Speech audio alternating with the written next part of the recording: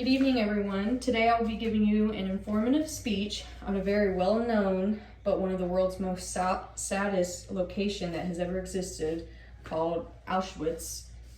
But before we begin, I'd like to show my professor, everyone that's participating in my group.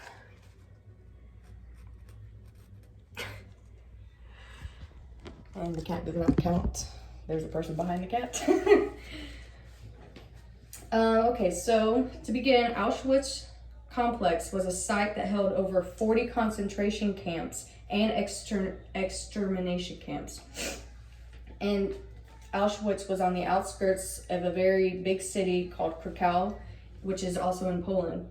While on deployment, I visited Auschwitz as a trip provided by the Army, and I will share information to you that I learned on my visit there that you may or may not know about. Operated by German SS branch of the Nazi Party in the Holocaust during World War II, the complex held over 1.3 million people who are Jewish or of Jewish descent, as well as political dissidents. Basically, that means people who look Jewish, blonde hair, blue eyes. So out of the 1.3 million people who were sent there, over 1.1 million people were executed by various means, to include the firing squad at the death wall, hangings, beatings, as well as the infamous gas chamber. The death toll included 960,000 Jews, 865,000 of whom were gassed on arrival to the concentration camp, 74,000 ethnic Poles, which are Polish people, 21,000 Roma gypsies, and 15,000 Soviet prisoners of war, and an additional 15,000 Europeans.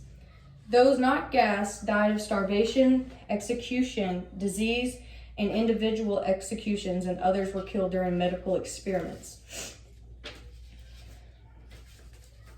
At least 802 prisoners tried to escape, but only 104 people were able to successfully escape the camps. The camp was in operation from 1940 until 1945, when the Soviet army entered Auschwitz and liberated more than 7,000 remaining prisoners who were mostly ill and dying.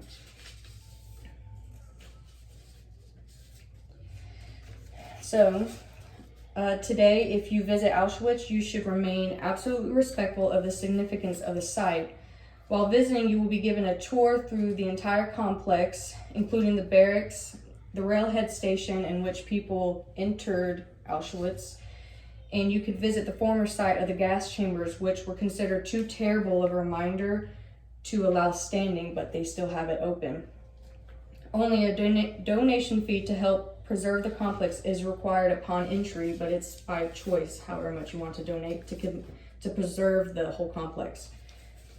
Many who have gone to Auschwitz have felt immense sadness, anger, and a lot of anxiety. Today, I hope you learn more about today's speech. And like I said in the beginning of the speech, before you sign off, I would like for you to look at the slideshow that I'll be sending to the group chat of pictures I took of Auschwitz, in case you don't know what it looks like.